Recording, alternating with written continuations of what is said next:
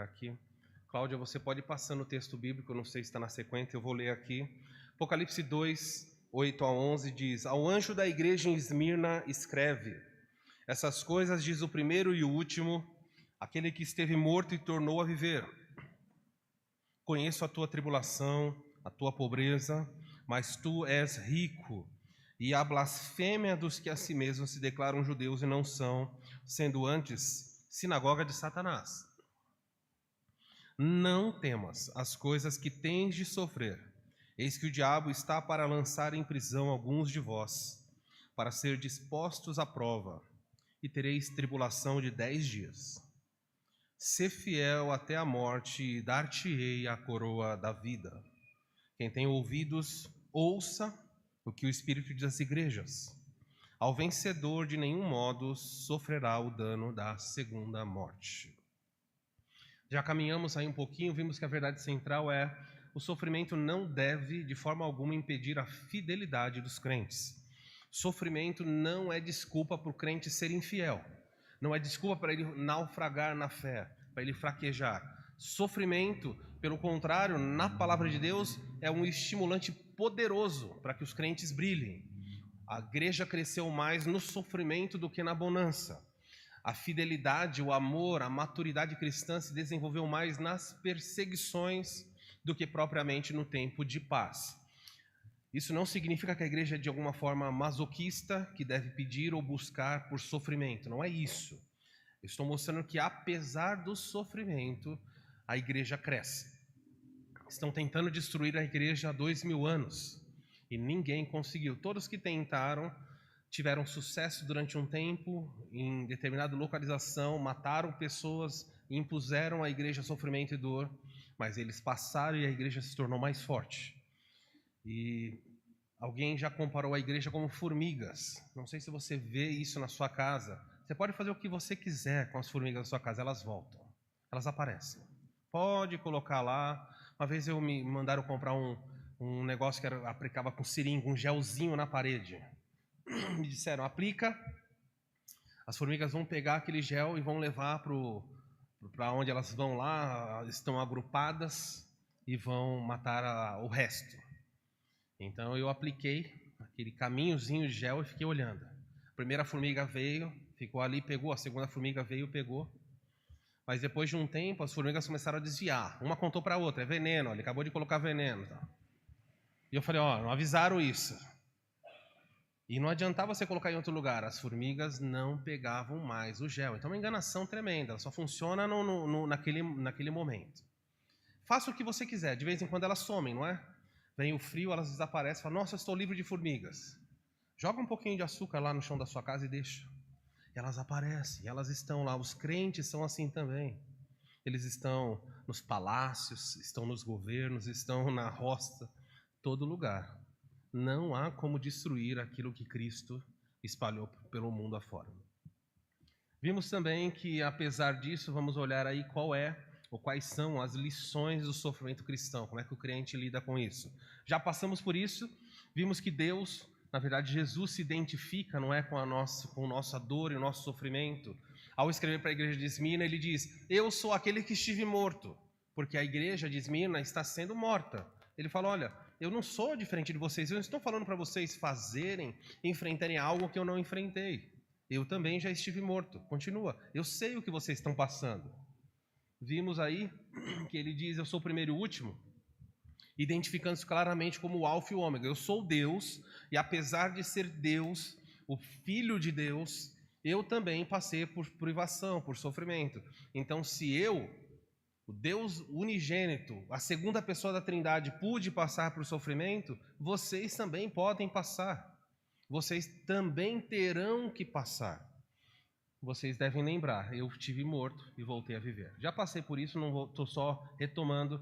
Ele disse, eu conheço, não só me identifico, mas conheço a dor, eu conheço a sua tribulação, a pobreza, porque eles perderam tudo por causa da perseguição romana, por causa do dinheiro.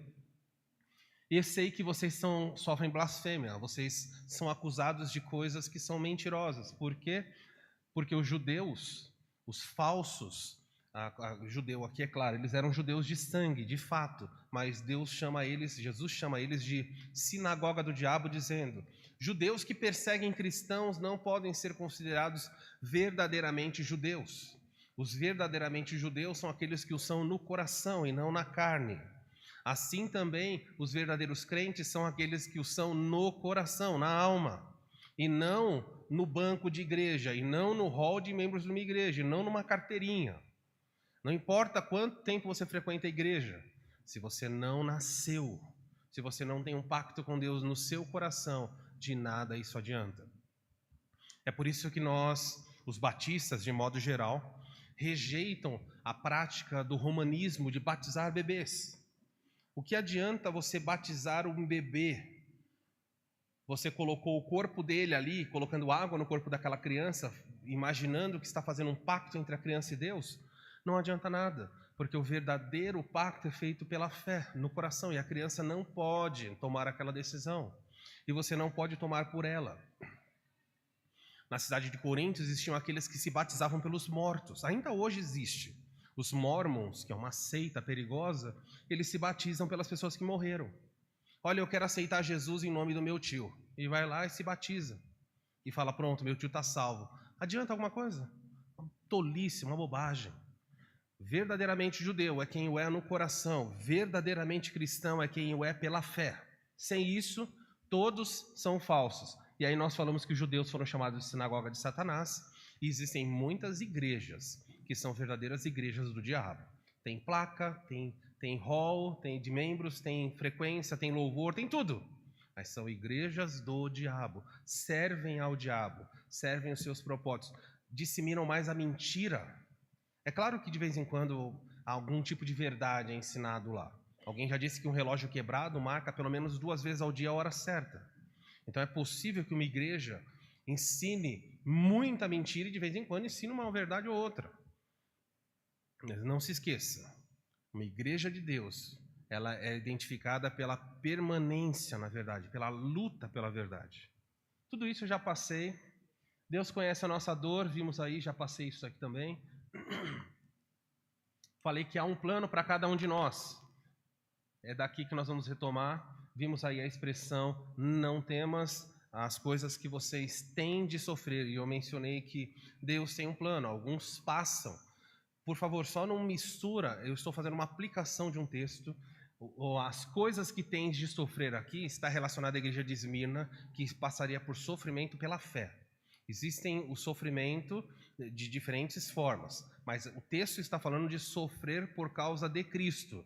A Bíblia diz: alguns crentes vão sofrer por causa de Cristo, vão sofrer severamente por causa de Cristo. E é nesse contexto que a Bíblia fala: não tenha medo de sofrer pela causa do Senhor. O que nós não podemos é sofrer de forma como um ladrão. Abram em 1 de Pedro. Abra sua Bíblia aí na 1 de Pedro, capítulo 4. Está aqui uma exortação. Tem gente que fala: ai, que legal, eu estou sofrendo por Cristo. Então preste atenção que às vezes você está sofrendo e não tem nada a ver com Cristo. 1 de Pedro, capítulo 4, versículo 12. É dito assim: amados, não estranhei o fogo que surge no meio de vós. Pedro está falando: igreja, não estranhe a perseguição que se levanta, destinado a provar-vos, como se alguma coisa extraordinária estivesse acontecendo. Então Pedro diz: quando a perseguição se levanta, a igreja não deveria olhar e falar: nossa, que coisa extraordinária, está fora do comum. Pedro fala: não, o comum é isso, é que a perseguição venha. Pelo contrário, versículo 13: alegrai-vos na medida em que vós sois coparticipantes dos sofrimentos de Cristo, para que na revelação da sua glória vos alegreis exultando. Presta atenção, 14. Se pelo nome de Cristo sois injuriados, bem-aventurados sois, porque sobre vós repousa o Espírito da glória de Deus. Não sofra, porém, nenhum de vós como assassino, ladrão, malfeitor, ou como quem se intromete no negócio de outrem. Mas se sofrer como cristão, não se envergonhe disso. Antes, glorifique a Deus com esse nome. Então Pedro diz, existe uma glória de se sofrer por causa do nome de Cristo. Mas ele fala assim, não há glória nenhuma em sofrer porque você é um ladrão, você é um homicida, ou, no caso mais comum daqui dos crentes, não sofra por se intrometer no negócio de outrem. Isso acontece? Em outras palavras, não sofra por se meter onde você não foi chamado. Muitos crentes sofrem porque colocam a colher onde não tem que colocar. É um problema que vou dar um exemplo. Existem lutas que as pessoas precisam caminhar. Você deve orar, você deve participar, mas cuidado para você não interferir. Você pode ver, por exemplo, às vezes, o filho do vizinho passando por algum tipo de desobediência. Você pode ir lá disciplinar aquela criança? Pode ir lá intervir? Você não pode. Se você fizer isso, você vai se dar mal. Já viu como é comum pessoas morrerem porque está acontecendo uma briga e alguém vai lá para separar aquela briga e morre? Eu falo, morreu porque foi separar a briga. Foi separar a briga e morreu. Eu ensino as minhas filhas e digo assim, se um dia acontecer uma briga perto de você entre duas amigas, a primeira coisa que você faz é buscar socorro, pedir ajuda de alguém. Não vai intervir. Não vai intervir. Você pode colocar e vai colocar a sua vida em risco se você for intervir. Uma intervenção só deve acontecer no momento em que não tem outra opção. Se você não fizer nada, vai acontecer algo terrível com uma criança ou alguém, então você vai intervir. Mas normalmente você dá um passo antes e você pede ajuda, busca ajuda, é assim que você faz. Você não deve interferir em certas coisas, porque senão você vai sofrer. Verso 17 diz, porque se a ocasião de começar o juízo começa pela casa de Deus, ou pela ocasião de começar o juízo pela casa de Deus é chegada, ora, se primeiro vem a vós, Pedro diz, começa pela igreja o sofrimento. Qual será o fim daqueles que não obedecem ao evangelho de Deus?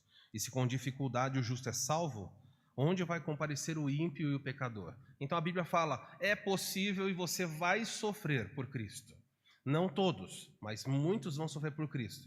Sofra, e a Bíblia fala, se alegre por causa disso, porque você está compartilhando do sofrimento do seu rei, para que você também compartilhe da exultação dele. Ok? Muito bem. Já passei esse vídeo, eu vou caminhar aqui, já passamos aí, nós falamos um pouquinho sobre o martírio de Policarpo. Policarpo, pastor de Esmirna, 86 anos, aquele homem que foi preso, e é daí que eu quero retomar. Como lidar com as lutas e o sofrimento? Apoie-se no que Deus diz. É importante que você entenda isso. Vou lidar com questões aqui que podem mexer com as suas percepções ou com aquilo que você acredita, mas a Bíblia é assim mesmo. A Bíblia é um esmeril que está girando e, vez por outra, ela toca em áreas que talvez para você pode pensar, mas eu não concordo. A Bíblia não pergunta se nós concordamos, ela simplesmente afirma coisas e nós precisamos moldar a nossa vida à Escritura. É assim que uma igreja bíblica caminha. Pode voltar para o Apocalipse, vamos seguir dali. O versículo seguinte, deixa eu pegar o verso certo que minha Bíblia virou. A página virou aqui. Estou seguindo do versículo 10, Apocalipse 2, 10. Grifa a expressão aí, não temas. Não temas. Pode ser uma palavra solta no texto para você, mas não é não. Jesus está desempenhando um papel aqui de exortar a sua igreja, orientando-a a fazer algo.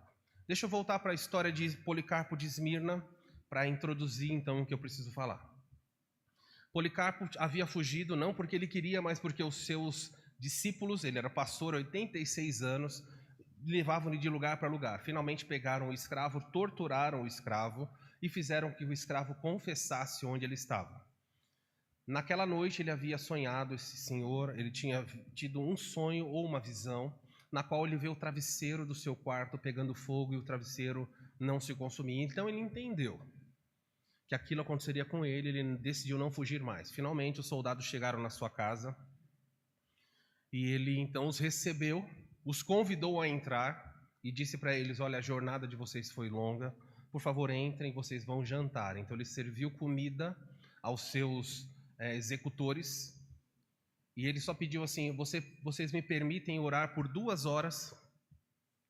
E deixaram ele orar. Então ele foi para um quarto, o quarto era separado só por um pano, e do quarto, enquanto ele orava em voz alta, ele agradecia a Deus pela sua vida, pela igreja, e começou a orar pelos soldados que estavam na sala jantando. Pode imaginar isso? Os homens vieram prendê-lo e ele está orando, agradecendo a Deus, falando: Deus, tem misericórdia deles, eles estão cumprindo ordens, que o Senhor possa ter piedade deles, eles não conhecem a verdade. E ele vai orando por aqueles homens, e ao final, ele termina e ele vai ser levado por aqueles homens. Durante o trajeto em que ele vai ser levado para uma arena, onde já estão aguardando ele, o chefe da guarda tenta dissuadi-lo, implora praticamente a ele: tem piedade de ti. Que mal tem? Qual é o problema de adorar César? Que mal tem? E ele diz: olha, eu não vou fazer isso de forma nenhuma. Se você quiser entender mais, eu te explico, mas eu não farei isso. O homem fica furioso com ele. Quando a carruagem para no lugar onde ele vai descer, a pessoa empurra ele para fora. Um homem de 86 anos, ele cai, bate a perna e ele fere a perna e os pés na queda. Mas ele se levanta sem reclamar da pessoa que havia o empurrado, e com a perna ferida e já sangrando. Vocês sabem que a pele do idoso tem a tendência a ser mais fina. Ele está ferido e ele se levanta e vai andando. Agora eu vou citar para você o que diz a tradição oral, aquilo que correu às igrejas. Dizem que quando ele se levanta e vai caminhar, é escutada por todas as pessoas uma grande voz. Ninguém sabe de onde veio, mas como os relatos de Jesus falam, uma voz do céu, vinda do céu, e a voz diz para ele assim: Policarpo, sê forte, porta-te varonilmente. Vem uma voz do céu e diz para ele assim: seja homem. Exatamente isso, não tem nada a ver com machismo. Diz para ele assim: seja um homem, porte varonilmente, levanta-te e vá. Não vem uma voz dizendo para ele assim: coitado de você, olha, eu tô aqui chorando, mas não posso fazer nada. A voz diz: levanta-te e entra com coragem. E Policarpo, então machucado, vai para dentro da arena. A multidão está ensandecida, louca. Eles querem o sangue de Policarpo. O cônsul da cidade, o procônsul, se aproxima dele e, também como chefe da guarda, implora para que Policarpo abandone a ideia. E ele diz: não, por 86 anos servi ao meu Senhor, nunca me fez nada de mal, não posso negá-lo. E o homem diz: basta você virar. Havia um grupo de crentes presos. Ele falou: basta você virar para ele e dizer: fora com os ateus. Os crentes eram chamados de ateus. Por quê? Porque o povo daquela época acreditava em todo tipo de divindade, e os crentes só em uma. Então para eles não, isso é ateísmo. E ele falou: não vou fazer isso. Então disseram para ele assim: eu vou te jogar eu vou te colocar nas feras. E Policarpo disse: pode trazer as feras, não tem problema nenhum. Não demonstrou nenhum medo com as feras. Como ameaçaram um homem que não tinha medo dos leões, não tinha medo de ser morto assim? Então disseram para ele: nós vamos queimar você. E Policarpo se lembrou do quê? Do travesseiro. E ele disse: não tem problema. O fogo que você vai acender, ele dura um pouquinho. Ele acende, queima e apaga. Mas o fogo do juízo eterno que vem pela frente, da qual vocês não escaparão, não se apaga mais. Eu não posso, de forma alguma, sair do melhor para o pior. Eu não posso fazer isso. Então trazem realmente uma estaca, colocam Policarpo ali e o procônsul manda crucificar Policarpo para que ele não saia, porque quando coloca fogo a pessoa vai sair. Policarpo falou: não precisa me crucificar. Eu ficarei aí. Eu não sairei. Então simplesmente amarram as mãos de Policarpo na madeira e alguém acende o fogo. E uma coisa extraordinária acontece. Segundo a tradição, uma bola de fogo se levanta e ele fica no meio, mas o fogo não o toca. E alguém disse que ele parecia um pão sendo assado dentro de um forno. Você vê o pão e você vê como uma pizza, não é? Dentro você vê o fogo, mas não toca. E ele ficou ali. E o povo ficava incomodado com aquilo. O fogo não tocou Policarpo. Então é dada a ordem para um dos soldados O soldado se aproxima com uma espada e começa a golpear Policarpo.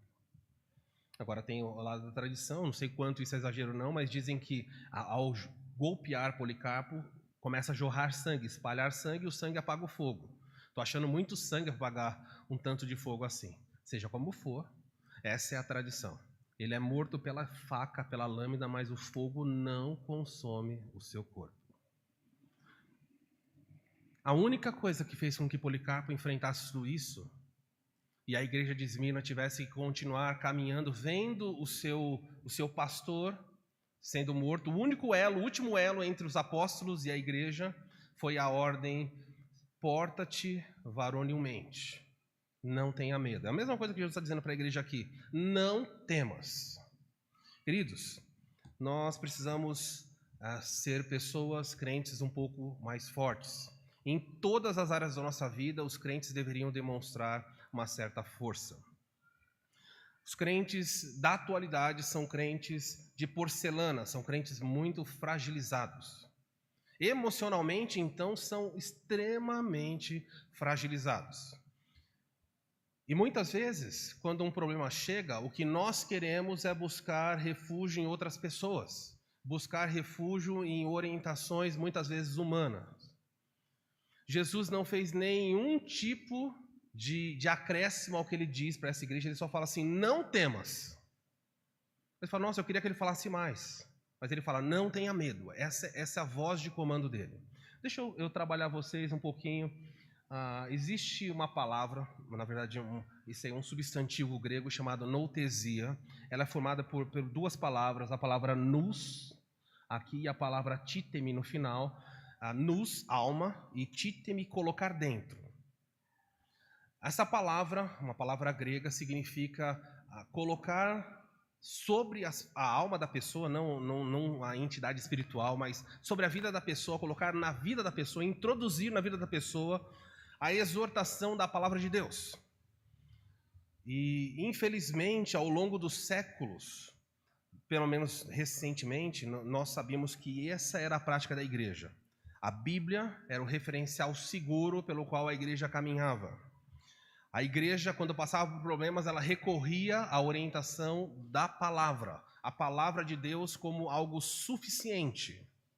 Hoje, a palavra de Deus não tem sido para a maioria das igrejas e dos crentes suficiente para dar suporte no meio da adversidade. Existe uma outra palavra, a palavra paraineo, que significa admoestar por conselho. A primeira ali significa treinar.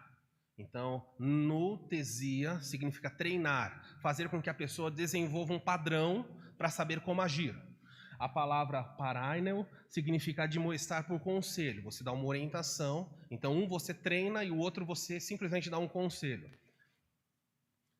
Esse treinamento pode ser encorajamento, você vai encorajar alguém quando é suficiente, ou você vai admoestar, reprovar ou censurar quando necessário. Às vezes é preciso você reprovar a conduta de alguém. No caso dessa outra palavra, significa você dar conselhos para que pessoas façam algo. Paulo fez isso, usou exatamente essa palavra em Atos 27:9, quando eles estão enfrentando um naufrágio e o navio, as pessoas estão sem comer há dias. Um anjo do Senhor aparece para Paulo em Atos 27, eu não vou ler por causa do tempo, e ele conforta o apóstolo Paulo e fala: Paulo, anima-te, coma. Paulo come, e depois Paulo começa a exortar, a aconselhar as pessoas que estão no navio. A fazer o quê? Ele diz: comam, animem-se. Essa é a palavra. Nós precisamos caminhar mais dentro dessas duas palavras, noutesia e paraineo. Por que eu estou falando isso? A partir de 1859, principalmente de 1859 para frente, as igrejas começaram a sofrer grandemente com o adentrar na igreja de conceitos, de filosofias humanas, fazendo com que a palavra de Deus fosse então colocada num segundo plano, a palavra de Deus como simplesmente orientações secundárias, ensinos teóricos dados num púlpito, mas que não refletem, não podem lidar com questões do dia a dia. Então as pessoas dizem assim: quando você tem um problema, você vai procurar um psicólogo. O psicólogo vai lidar com essas questões da sua alma. Quando você tem algumas lutas, quando você tem alguns dilemas, você então vai procurar ajuda humana. Isso começou em 1859 para frente. E com o passar dos anos, a psicologia adentrou as igrejas de maneira muito forte, principalmente nos gabinetes. E os pastores começaram então a desenvolver, a abandonar a notesia, o ensino de que a palavra de Deus é suficiente para ensinar, para corrigir, para moldar em qualquer área. Ela é quando eu falo suficiente, ela sozinha ela é suficiente para fazer isso. E começaram a entrar conceitos humanos para lidar com a psique humana. Então, ao fazer isso, as pessoas diziam assim: olha, o médico cuida do corpo, o pastor cuida da alma e o psicólogo cuida da mente. Então, esse foi o desdobramento natural que foi sendo caminhado aqui. E muitas igrejas começaram a viver um movimento chamado integracionismo. O que é o integracionismo? Eles juntaram a psicologia e a Bíblia. Juntaram no movimento.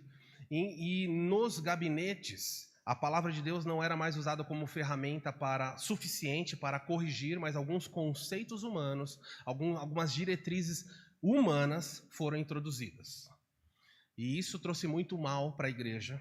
E ainda é muito nocivo dentro das igrejas, porque as pessoas perderam. Os crentes hoje, da atualidade, e agora eu estou falando com toda a liberdade, não sei como é a sua prática de vida no dia a dia, mas muitas vezes nós recorremos à psicologia, a psicólogos, quando é a palavra de Deus tem a resposta para aquilo. Me lembro de algum tempo atrás, estar numa reunião de pastores, e um pastor de uma outra denominação me disse: eu estou fazendo um tratamento com o meu psicólogo, e ele começou a compartilhar com os pastores aquilo. E aquilo me causou um pouco, para não dizer bastante, estranheza.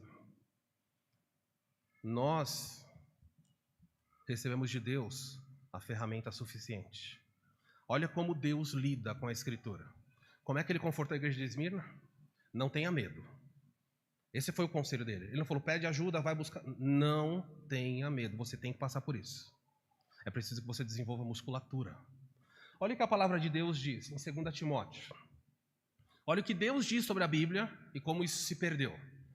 Toda a Escritura, ou seja, de Gênesis e Apocalipse, cada palavra da Escritura é inspirada por Deus e é útil para nos ensinar o que é verdadeiro. A palavra de Deus é suficiente para mostrar para você, nos seus dilemas, o que é certo e errado, e para fazer você perceber o que não está em ordem na sua vida. Se tem algo que não está em ordem na sua vida, a palavra de Deus é suficiente para dizer: isso está errado e mude. Ela nos corrige quando erramos e nos ensina a fazer o que é certo. Deus usa a palavra para preparar e capacitar seu povo para toda a boa obra. Muitas vezes as pessoas olham para a palavra de Deus e dizem assim: olha, tem coisas que a palavra de Deus não lida. Vou dar um exemplo aqui. Por exemplo, certa vez o pastor Marcos, da Igreja Batista Redenção em São Paulo, contou a respeito de uma das suas filhas. Uma das suas filhas desenvolveu uma neurose. E você não vai achar versículos falando sobre isso. Ela começou a vivenciar, uma das filhas começou a fazer da seguinte forma: tudo o que ela fazia tinha que ser colocado de forma ordeira, do maior para o menor. Então, se você entrasse no banheiro, os brinquedos dela no quarto estavam arrumados assim, menor, maior, e assim vai aumentando. As meias em degradê. E aquilo começou a incomodar a família, porque o que parece no começo ser meio organizado, começa a causar certo trama. Já pensou, você senta na mesa e você vê o garfo assim, a pessoa fala: o garfo está muito distante do prato, você traz mais para cá. Você já viu quando você olha esses banquetes e que os talheres são colocados milimetricamente no lugar? Hoje as pessoas chamam isso do quê? De toque, não é? Essa pessoa tem um toque. Mas isso é uma neurose. Então a filha dele começou a desenvolver essa neurose. Tudo que ela fazia, se você deixasse uma coisa bagunçada, a pessoa ia lá e mexia. No seminário eu vivi com uma pessoa assim também, chamada Yassimi. Um rapaz que estava estudando lá, ele tinha neurose com sapatos. Então, se ele entrasse no quarto, já viu brasileiro? O brasileiro joga o sapato, espalha. De noite, ele descia da beliche e arrumava os sapatos, par com par. Quando ele levantava de manhã, os alunos no quarto, no Palácio da Vida, olhavam e falavam: nossa, o que aconteceu? Sapato com sapato, chinelo com chinelo, tudo organizado. Nada jogado. Mas deixa eu parar o Yacine aqui, que é um outro assunto. A gente vai abrir uma outra direção. Volta aqui para a neurose da filha do pastor Marcos. E ele começou a falar com a filha. Filha, não está legal isso que você está fazendo. Dessa forma que você está vivendo, está doentio. Não dá para viver desse jeito que você está fazendo. As pessoas à sua volta vão olhar para você como alguém anormal. Tem algum versículo da palavra de Deus que diz... Alguém lembra de algum versículo que fala para você não organizar as coisas? Não tem esse versículo.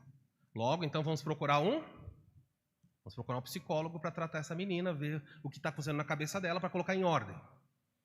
Mas o pastor Marcos, assim como eu, acredita na suficiência das Escrituras. E ele falou, filha, não está certo isso que você está fazendo. E a filha deu uma resposta difícil. Ela virou para ele e falou, pai, Deus não é um Deus ordeiro? Ele falou, sim. Deus não é um Deus extremamente organizado? Ele falou, é. Então, eu não devo imitar a Deus? Pegou, não pegou? O senhor não ensina que eu tenho que imitar Deus? O nosso Deus não é extremamente ordeiro e organizado? Ele não faz as coisas com propósito? Como posso eu ser desleixado, deixar tudo solto? Eu estou tentando imitar a Deus. Complicou a neurose ou não? Complicou porque ela colocou base bíblica na neurose. Agora, tem fundamento bíblico para isso. Alguns levariam ela para o psicólogo, fazer uma terapia para tentar mudar isso aqui na cabeça dela. Mas o pastor Marcos diz assim, olha filha, é verdade. Olha como se usa a Escritura. Deus é ordeiro e é organizado. E você tem que imitar Ele. Mas você já viu como Deus organizou as estrelas no céu? Já parou para olhar como as estrelas são organizadas? Elas estão assim, um pontinho do lado do outro, assim? Você viu como elas estão espalhadas? Como existe uma bagunça organizada no universo? Quando você olha, você vê aquele tudo espalhado e é tão bonito. Você viu como a bagunça de Deus é ordeira? Você viu como Deus fez as pessoas? Elas são iguaizinhas. Você viu como elas são diferentes? Você já percebeu que uma orelha sua foi mais baixa que a outra? Aí vai complicar a neurose. Mas já percebeu como as coisas não são exatamente certinhas como você pensa? E ele falou, você precisa imitar esse Deus. Um Deus que é organizado, sim, mas tem uma bagunça organizada. Um Deus que não exigiu de nós na Escritura um padrão robótico, um Deus criativo. Deus fez essas coisas sem fazer bagunça, mas Ele não ficou colocando uma coisa do lado da outra. Ele não colocou uns animais certinho, maior, não. O nosso Deus é ordeiro, você deve imitar Deus dessa forma. E com isso, sabe o que Ele fez? Ele curou a neurose da filha, usando a palavra de Deus. Ele disse que anos depois ele falou, você tem que voltar a ser um pouquinho como aquela outra, que ela começou a ir muito para o outro lado, bagunçar tudo, e falou, não, volta o equilíbrio. Queridos, a palavra de Deus tem resposta nas coisas pequenas e nas coisas grandes. E é nela que você tem que se apoiar. Ela é suficiente. Quem diz é ele mesmo. Toda a Escritura é útil, toda ela. O nosso problema, sabe qual é? É que nós não sabemos usar a Escritura para lidar com as questões do coração, da psique humana, da alma. Nós não sabemos lidar. E porque não sabemos, as pessoas recorrem ao quê? Muitas vezes a posições, a ensinos seculares. E eu quero usar a igreja de Esmirna para você entender isso. O Senhor Jesus usa a sua palavra apenas e diz, não tenha medo. Quando você estiver num sofrimento, apoie-se no que Deus diz. Seja uma palavra, seja uma frase, seja um livro. Leia a Escritura. Desenvolva o hábito da leitura bíblica. Porque no momento certo, a palavra de Deus vai curar, vai lidar, vai corrigir, vai exortar. Deus tem respostas. Eu não sei quais são as suas perguntas.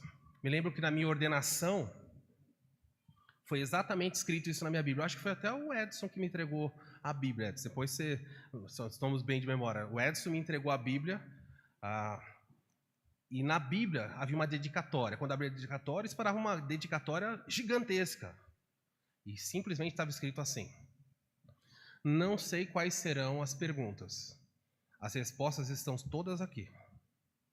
Falei, só isso? Ele falou, é só isso.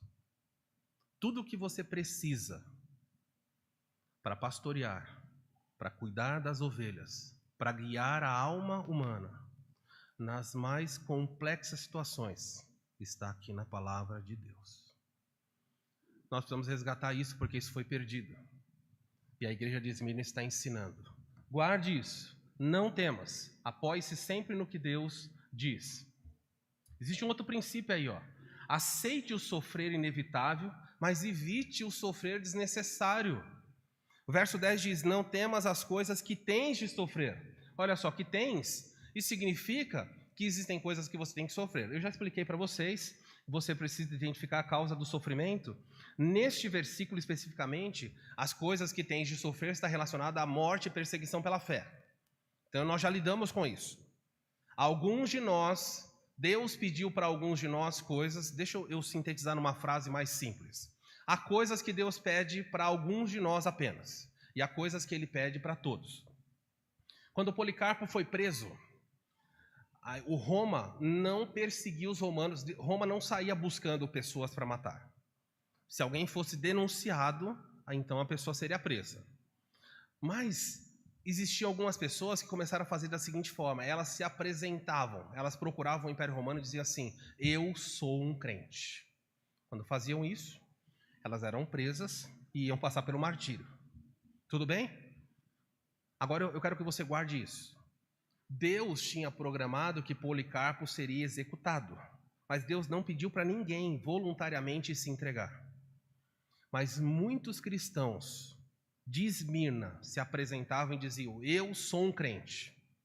E quando chegavam diante do algoz, diante do fogo, diante das feras, diante dos equipamentos de tortura, sabe o que eles faziam? Eles negavam a fé.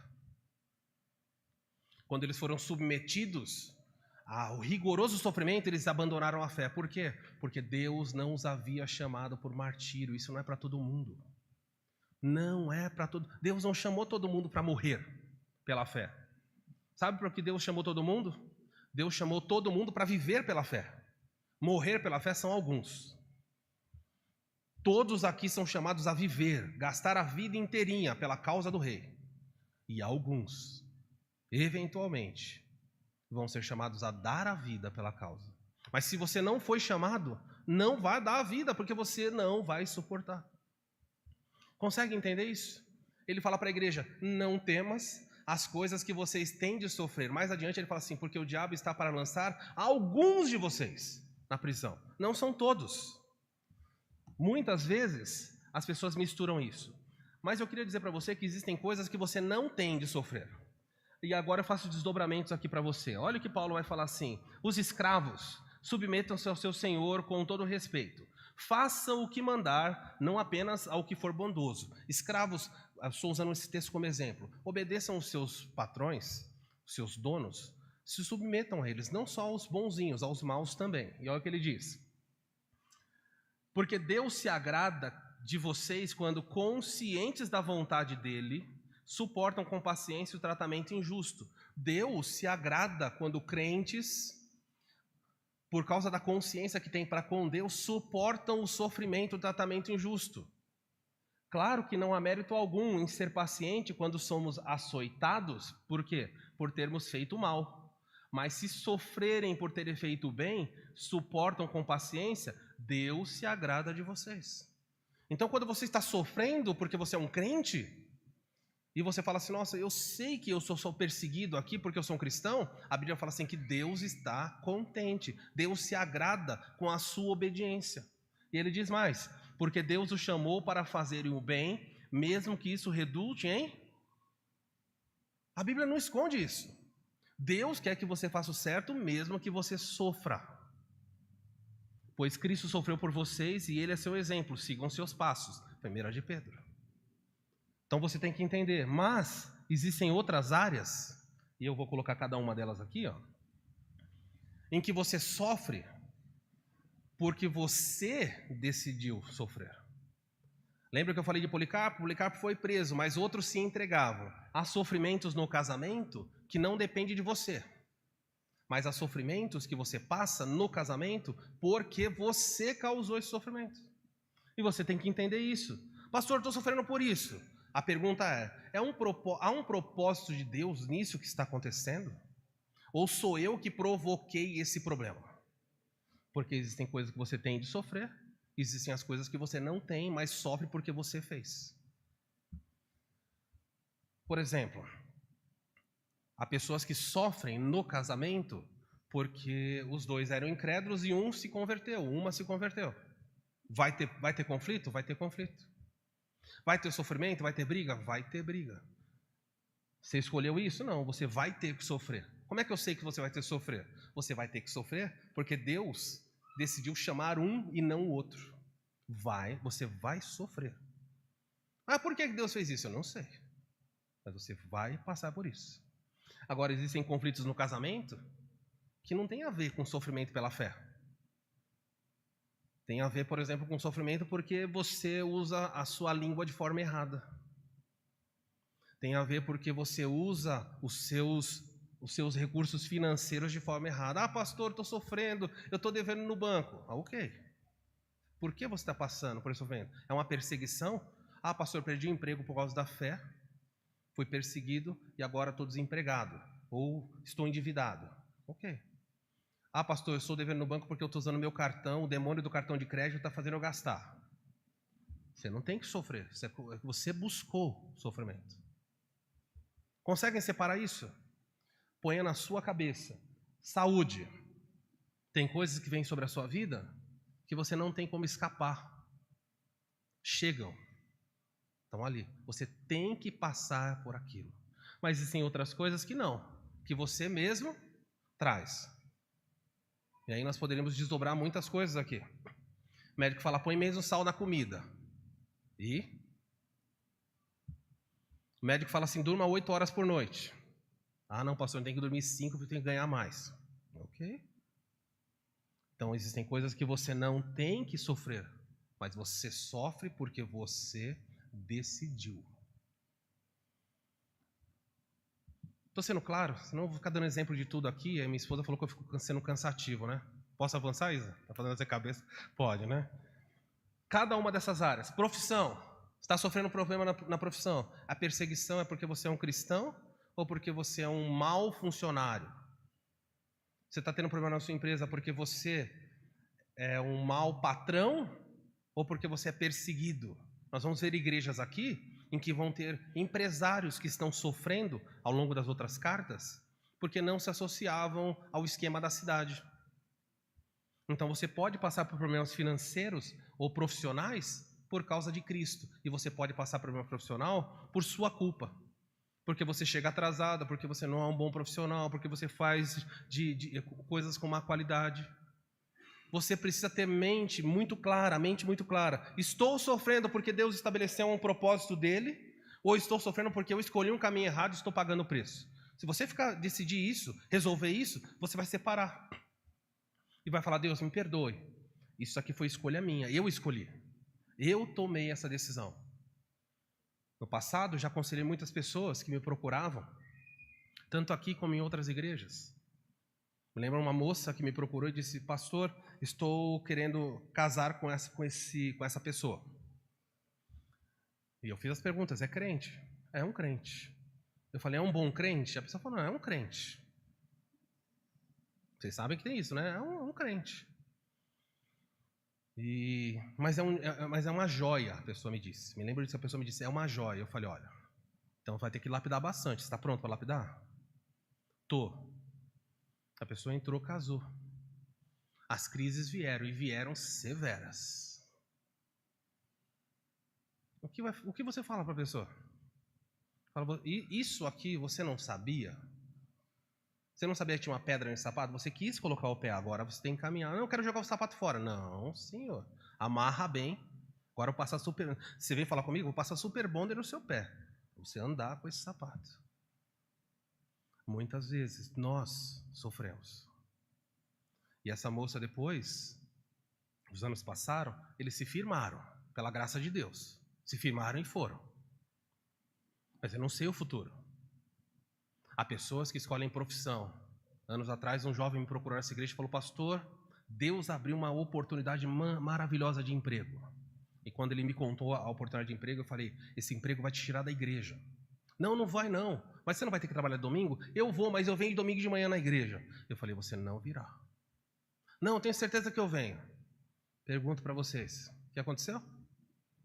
O jovem nunca mais veio à igreja. E o sofrimento veio? O sofrimento veio. Foi Deus que planejou? Você escolheu esse caminho, mesmo com a orientação. Nem toda porta que abre para você é uma porta de Deus. Você tem que saber disso. Queridos, eu vou seguir aqui. Propósito de Deus, você não vai escapar. Então, aceite o sofrer inevitável. É o que Deus planejou? Vamos passar por isso. Seu filho nasceu doente, é culpa sua? Eu acompanho um rapazinho, um menininho de 2 anos, está lá no hospital em São Paulo, chama Davi. O menino já passou por cirurgia, gente, um guerreiro. Os pais têm culpa disso? Não tem, nasceu assim. Dá para evitar? Não, você tem que aceitar, falar: Senhor, não sei qual é o seu plano, vamos caminhar aqui, vamos fazer o que é possível. Agora, isso foi colocado sobre eles. Existem outras situações que não são. São escolhas que as pessoas fazem. E aí nós temos que lidar com isso também.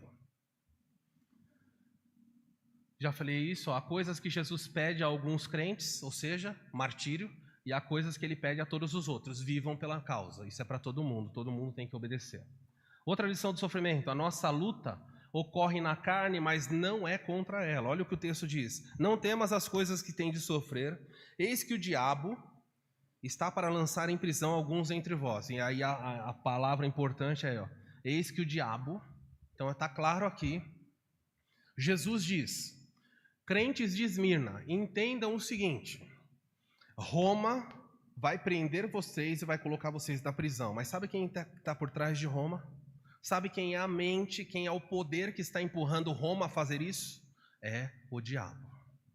Então existem problemas que vão chegar na sua vida porque o diabo está usando pessoas para trazer isso para você.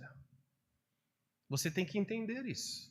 Quando Jesus falou para a igreja: olha, não tenha medo, o diabo está para fazer isso, porque eu sempre pergunto assim: o diabo está para lançar em prisão alguns de vocês. Por que Jesus não impediu? Se ele sabia que o diabo iria fazer. Porque não dá para impedir o que é inevitável. Era plano de Deus que alguns fossem lançados em prisão. Meus irmãos, todos nós trabalhamos, vivemos, temos familiares, e me entenda aí com o coração aberto. O mundo é dividido em 2 grupos, os filhos de Deus e os filhos do diabo. Só tem esses 2 grupos, não tem mais ninguém. O papel da igreja é anunciar o evangelho, pregar o evangelho, para que aqueles que são cativos do diabo, em que Deus os chame e eles venham para cá. É assim, esse é o papel. E neste andar da história, você trabalha com pessoas que são maravilhosas, são bondosas, têm uma ética elevada, mas na filiação está lá filhos do diabo. Consegue entender isso? São só os 2 grupos que tem. E eventualmente o diabo usa os seus filhos para gerar mal, para trazer dano aos filhos de Deus. E você precisa entender. Existem coisas que o diabo vai fazer e você vai ter que sofrer isso. Já vi muitos crentes chorando e falando: pastor, o meu chefe me mandou embora. Ele sabe que não era eu que fiz aquilo. Mas ele fez tal coisa porque ele odeia, porque eu sou crente, porque eu sou uma cristã. Isso acontece? Acontece. Há muitas coisas acontecendo porque servos do diabo trabalham e trazem sofrimento. Você precisa entender, o diabo está agindo. Muitas pessoas ignoram o papel dele.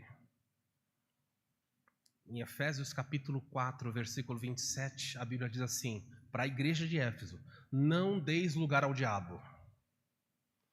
Por que é dito para a igreja para não dar lugar para o diabo? Porque o diabo senta à mesa conosco. Nos momentos de maior comunhão da sua casa, o diabo está interessado em fomentar a discórdia, em produzir a inimizade. Nós vamos ter a ceia do Senhor. Momento de grande comunhão, maior momento de comunhão entre a igreja e o Salvador. Pois na última ceia, Judas estava sentado ali na ceia. Não deis lugar ao diabo. E Judas sentado ali, sendo um servo do diabo, estava à mesa da comunhão. É possível que nessa noite nós vamos celebrar a ceia e que hajam servos do diabo entre nós. Pastor, será que sou eu?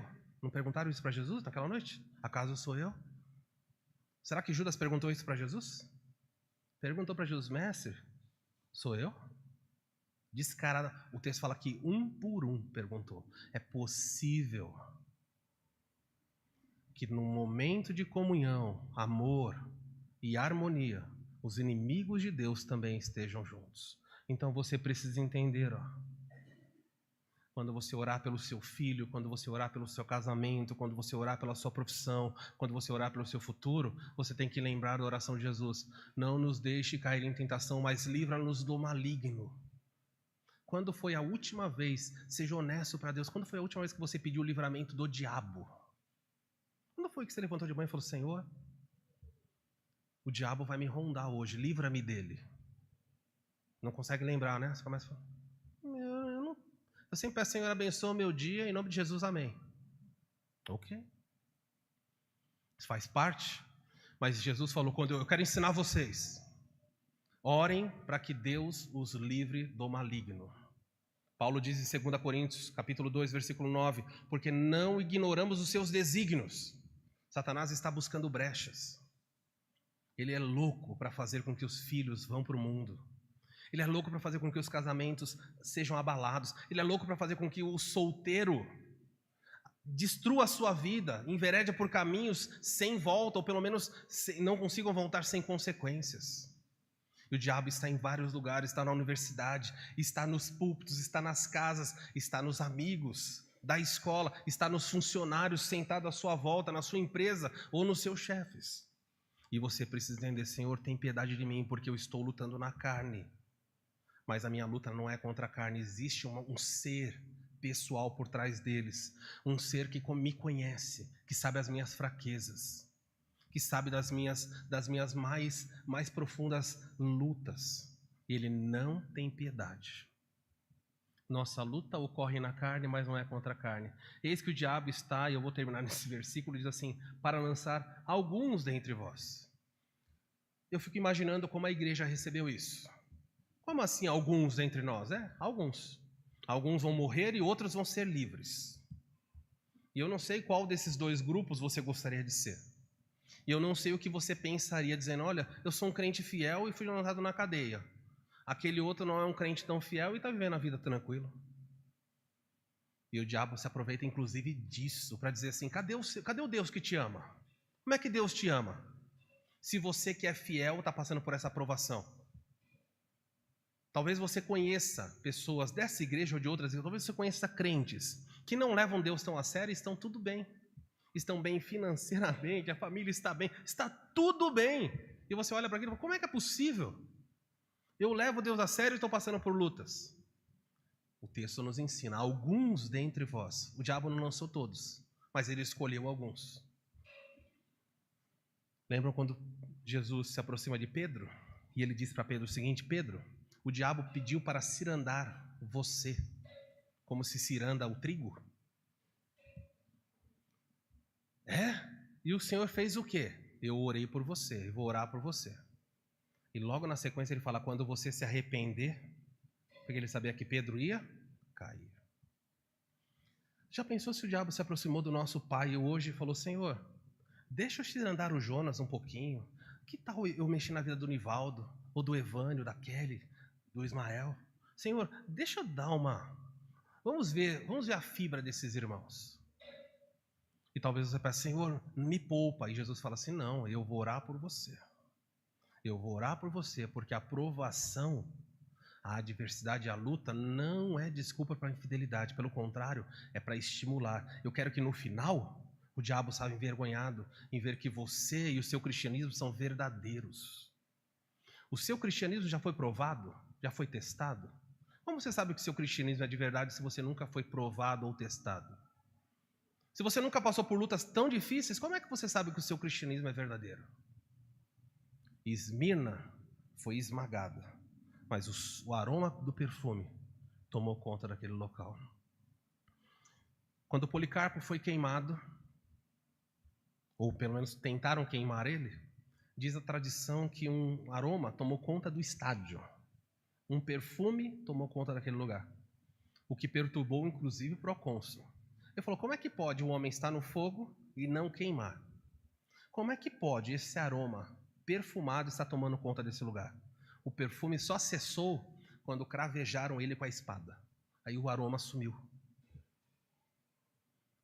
A Bíblia ensina que nós devemos exalar o bom perfume de Cristo. Se for no fogo ou for na situação de bonança, o perfume de Cristo precisa ser visto na sua vida. Que Deus te ajude a entender isso. Nossa luta não é contra a carne, mas nossa luta é na carne, mas não é contra ela. Vamos orar. Pai, eu quero, em nome de Jesus, suplicar e pedir ajuda a cada um de nós.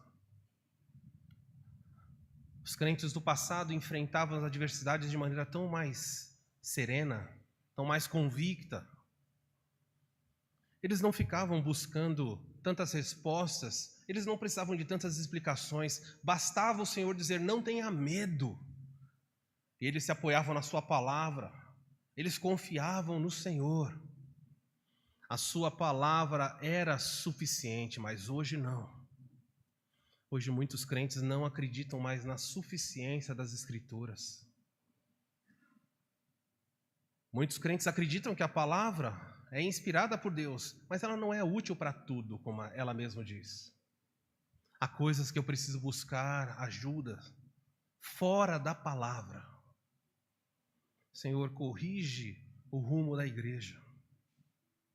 Que nós possamos conhecer a Escritura com profundidade. Que nós possamos aplicá-la com sabedoria. O Senhor quem fez, o Senhor nos fez. A nossa alma, nosso intelecto, a complexidade da nossa psique, tudo isso está nas suas mãos, Senhor. E se a palavra não é suficiente para nós, se as respostas que nós buscamos não estão aqui, precisamos de alguma coisa a mais, então a Bíblia não é suficiente. Longe de nós esteja esse erro. Lâmpada para os nossos pés é a sua palavra e luz para o nosso caminho em qualquer área, em qualquer circunstância. Enche-nos da coragem, Senhor. Nos ajuda a aceitar o sofrimento que é inevitável e fugir, Deus, escapar daquilo que é desnecessário.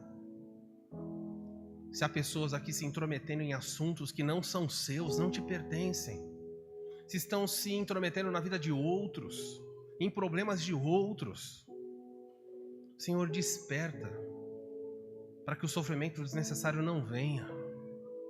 Livra-nos do sofrimento desnecessário na finança, na saúde, na profissão. Se temos que sofrer, passaremos, mas livra-nos daquilo que é culpa nossa. Que cada um possa avaliar.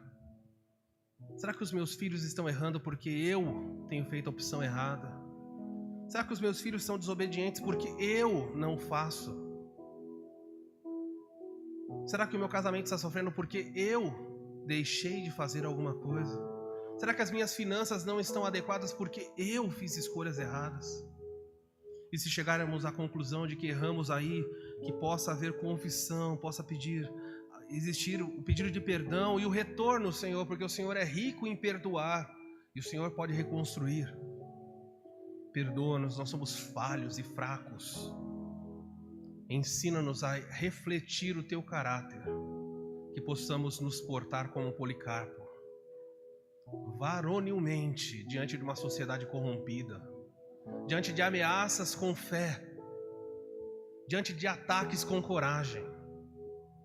E o mundo verá e o mundo perceberá o bom e o doce aroma de Cristo sendo exalado no meio de toda e qualquer situação. Essa é a nossa oração, Deus, em nome de Jesus. Amém. Queridos, nós vamos celebrar a ceia do Senhor antes de terminarmos o